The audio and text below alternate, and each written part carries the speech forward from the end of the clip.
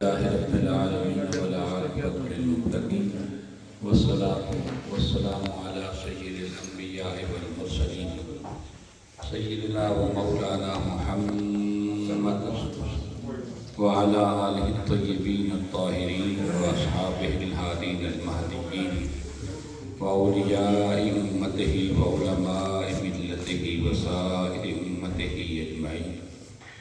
اما بعد فاعوذ باللہ من الشیطان الرجیم بسم اللہ الرحمن الرحیم. یا ایھا الذین آمنوا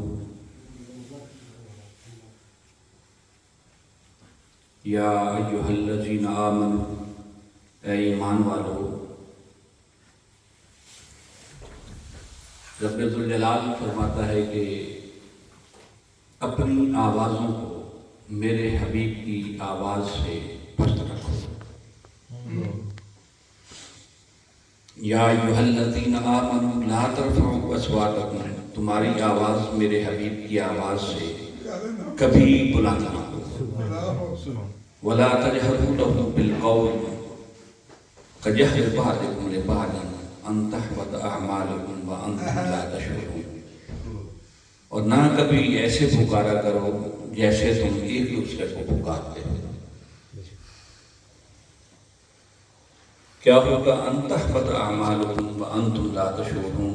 اگر اتنی چھوٹی سی غلطی ہو گئی کہ تمہاری آواز میرے حبیب کی آواز سے بلند ہو گئی، یا تم نے انداز تکلم یا انداز تخاطب ایسے رکھا میرے حبیب کے ساتھ جیسے تمہارا ایک دوسرے کے ساتھ ہے، فرمایا ان تحبط اعمالکم وانتم لا تشعرون، تمہارے سارے اعمال ضائع ہو جائیں گے اور تمہیں شعور تک نہیں ہوگا. اللہ اکبر. ان الذین یغضون اصواتهم عند رسول اللہ اولئک الذین امتحن اللہ قلوبهم للتقوی لهم مغفرۃ واجر عظیم. ایک طرف فرمایا کہ اگر تمہاری آواز اونچی ہو گئی یا ایسے پکارا جیسے ایک دوسرے کو پکارتے ہو، تو یہاں اعمال کا ذکر کیا کہ تمہارے جتنے اعمال ہوں گے سارے ضائع ہو جائیں گے. اور دوسری طرف فرمایا وہ لوگ جو اپنی آوازوں کو میرے حبیب کی آواز سے پست رکھتے ہیں، فرمایا اولئک الذین امتحن اللہ قلوبهم للتقوی. یہاں کسی اور عمل کا ذکر نہیں دیا، نہ نماز کا، نہ روزے کا، نہ حج کا، نہ رمضان کا، کوئی اور عمل جو ہے اس کا ذکر نہیں کیا. فرمایا بس اتنا کام کر دیا کہ میرے حبیب کے ادب کی خاطر تم نے اپنی آوازوں کو میرے حبیب کی آواز سے پست رکھا. اولئک الذین امتحن اللہ قلوبهم للتقوی، میں رب ہو کر تمہارے دلوں کو تقوی کے لیے کر دیتا ہوں. ہمارے ہاں تقوی کا معیار کیا ہے؟ جو سب سے زیادہ نمازیں پڑھتا ہے وہ متقی پرہیزگار، جو سب سے زیادہ روزے رکھتا ہے وہ متقی پرہیزگار، جو ہر سال حج کرتا ہے وہ متقی پرہیزگار. مگر کیا خبر کہ وہ ایک نماز بھی قبول نہ کرے، وہ ایک حج بھی قبول نہ کرے، وہ کوئی نیک عمل قبول نہ کرے، تو کوئی لڑائی ہے اس بات میں، کوئی زور ہے. مگر فرماتا ہے وہ لوگ جو میرے حبیب کا ادب کرتے ہیں، فرمایا ان کے دلوں کو میں تقوی کے لیے چن لیتا ہوں. میں ایک بات عرض کر کے بس حدیث میں گفتگو، چونکہ میرے ذہن میں کوئی موضوع نہیں تھا.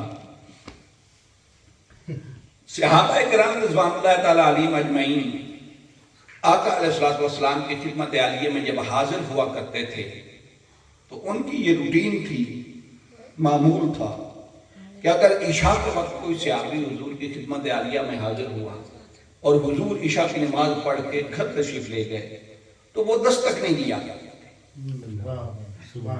حضور کو بلایا نہیں کرتے تھے، بلکہ متعدد احادیث میں ذکر ہے کہ صحابہ کا معمول یہ تھا کہ وہ وہاں بیٹھ جاتے تھے حضور کے دروازے پہ، ساری رات آقا علیہ الصلوۃ والسلام پر درود پاک پڑھتے تھے، اور جب صبح میرے آقا تشریف لے آتے تو پھر جو عرض کرنا ہوتا عرض کیا کرتے تھے.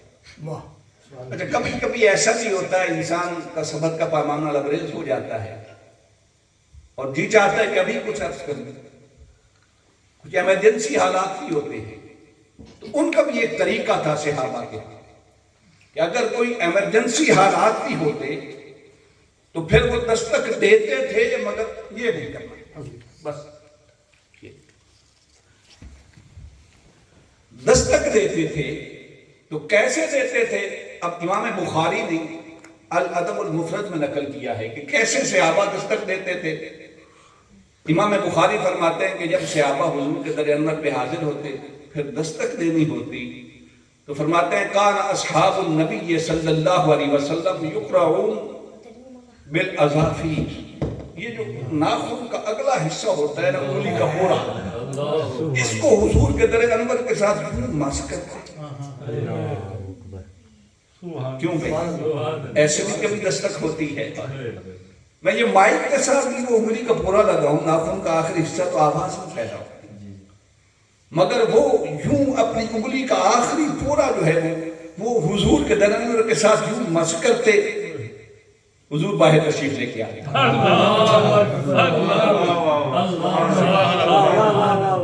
اب یہ کیسا ممکن ہے جو نبی یاد اپنے ہر امتی کی دل کی دھڑکنوں سے واقف ہے، انہیں یہ دستک کیسے سنائی نہ دی؟ اور کبھی ایسا بھی ہوتا ہے کہ وہ میں نے عرض کیا نا صحابہ بیٹھے ہوتے تھے نا قبلہ، صحابہ بیٹھے ہوتے، اب ساری رات گزر جاتی، دستک نہ دیتے، حضور صبح تشریف لاتے، تو وہ مجھے ساغر سلیقی کے ایک شعر بڑا یاد رہتا ہے اس حدیث پہ۔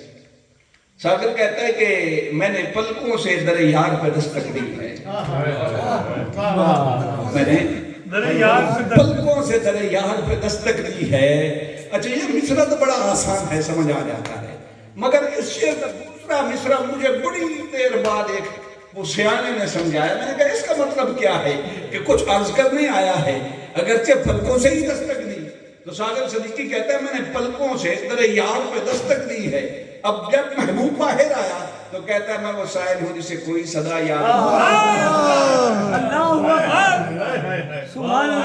بھائی کچھ عرض کرنے آیا تھا، اب محبوب باہر آیا، پوچھا کیا کہنا ہے؟ کہتا ہے میں وہ سائل ہوں جسے کوئی صدا یاد نہیں، اس بات کی سمجھ نہیں آئی کہ اب یہ کیوں کہا کہ وہ سائل ہوں جسے کوئی صدا یاد نہیں؟ تو وہ بابا جی مجھے کہنے لگے یار عاشق ہو پکا، ساری رات محبوب کے انتظار میں بیٹھا رہے، اچانک محبوب جلوہ گر ہے وہ، تو کون کافر ہے جسے اپنی کوئی خواہش جاری نہیں؟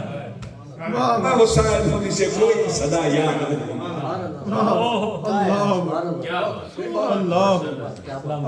وہ اکثر ہم یہ رکشوں کے پیچھے شعر ہوتے ہیں لکھا ہوتا ہے، وہ ایک مصرع ایک فقرہ لکھا ہوتا ہے، یہ کافی دیر اس کی بھی سمجھنا ہے، وہ لکھا ہوتا ہے جملہ صنم بے وفا۔ اچھا یوں تو یہ محمد سا جملہ ہے، لا یعنی سا جملہ ہے، جو سمجھ نہیں آتی اس کا مطلب کیا ہے؟ تو میں نے کسی سے پوچھا کہ یار یہ جو لکھا ہوتا ہے کہ صنم بے وفا، اس کا مطلب کیا؟ اس نے کہا کوئی پاگل تھا، دنیا میں کسی سے پیار کر بیٹھا اور پھر اس نے وفا نہ کی، جب مایوس ہوا تو پھر کہنے لگا کہ صنم بے وفا، جس سے پیار کیا اس نے وفا ہی نہ کی۔ وہ کہنے لگا یار پاگل ہے نا، اس دروازے سے لو کیوں نہیں لگاتا جو اس دنیا میں ہاتھ پکڑتے ہیں تو آخرت میں بھی نہیں چھوڑتے۔ وہ اپنے دل کا قبلہ اس ہستی کے کیوں نہیں بناتا یہ دونوں جہان میں تیرے وارث ہیں، اپنا انداز محبت سبحان جدا رکھتے ہیں کہ ہم تو محبوب بھی محبوب خدا رکھتے ہیں۔ وہ کہتا ہے کہ میرا انداز محبت جو ہے وہ تم سے ملتا جلتا نہیں ہے، میں کسی اور طریقے سے پیار کرتا ہوں، تم کسی اور طریقے سے پیار کرتے ہو۔ کہا بھئی پیار کا ایک ہی طریقہ ہوتا ہے نا؟ نے کہا نہیں، اگر محبوب اور ہونا تو پھر پیار کے انداز بھی بدل جاتا ہے۔ تیرا دنیا میں کوئی محبوب ہوگا، میرا تو وہ محبوب ہے، میں تو اس سے پیار کرتا ہوں جس سے خدا بھی پیار کرتا ہے۔ اور میری آخری بات ہے، شاید علماء جو ہیں وہ اب کیا کہیں، فتوے بڑے آسان ہو گئے، مگر جو میری اپنے دل کی بات ہے قبلہ وہ یہ ہے کہ اللہ وحدہ لا شریک ہے، اس کا کوئی شریک نہیں، اور اس کے ساتھ کسی بات میں برابری یا ہم شریک سوچ بھی انسان کو کفر کی وادیوں میں لے کے چلی جاتی ہے۔ مگر ایک بات ضرور ہے کہ یہ امت محمدیہ کا اعزاز ہے، ایک کام میں ہم رب کے ساتھ شریک ہیں، سانجا ہے رب کا، اور وہ شان یہ ہے کہ جس سے وہ پیار کرتا ہے ہم بھی اسی سے پیار کرتے ہیں. یہ حضور کی محبت جو ہے رب کی اور ہماری شان ہے. کیا خیال ہے قیامت کو اگر اتنا ہی کہہ دیا کہ سونا جس نال تم پیار کرنا ہے میں منہ سے نال ہی کرنا ان کے خیال ہے دونوں کی ستے گا. ایک عراقی حضور کی خدمت عالیہ میں حاضر ہوتا ہے عرض کرتا ہے کہ یا رسول اللہ صلی اللہ علیہ وسلم میں یحاسبنا یوم القیامہ قیامت کے دن حساب و کتاب کون کرے گا؟ تو میرے آقا نے فرمایا اللہ حساب و کتاب کرے گا. وہ کہنے لگا اچھا اللہ حساب کرے گا. میرے آقا نے تبسم فرمایا اس کے حال اور دل کی کیفیت سے میرے آقا واقف تھے. کہنے لگا اچھا اللہ حساب و کتاب کرے گا. تو میرے آقا نے فرمایا ہاں اللہ حساب و کتاب کرے گا. وہ اعرابی جو ہے اٹھ کے وجر میں آ گیا. وہ کہنے لگا فزت ورب الکعبہ. کہنے لگا میں تو کامیاب ہو گیا اللہ کی قسم میں تو بخشا گیا. تو میرے آقا نے عذرائے تو پوچھا اچھا تیرے پاس کون سا سرٹیفکیٹ ہے؟ تو نے کہا اگر رب حساب کرے گا تو میں بخشا گیا. اس نے کہا کہ کریم جو ہوتا ہے نا اس کی ایک صفت ہوتی ہے. کریم کی صفت ہوتی ہے اذا اخذ الکریم افا. جب کریم کسی کو پکڑتا ہے تو فوراً معاف کر دیتا ہے. اللہ سب سے بڑا کریم ہے. اتنا بڑا اللہ اور اتنا چھوٹا میں. اس کی تو عادت ہے. اب کریم کی تو یہ عادت ہوتی ہے کہ جب وہ کسی پر قابو پالے اسے پکڑ لے فوراً اسے معاف کر دے.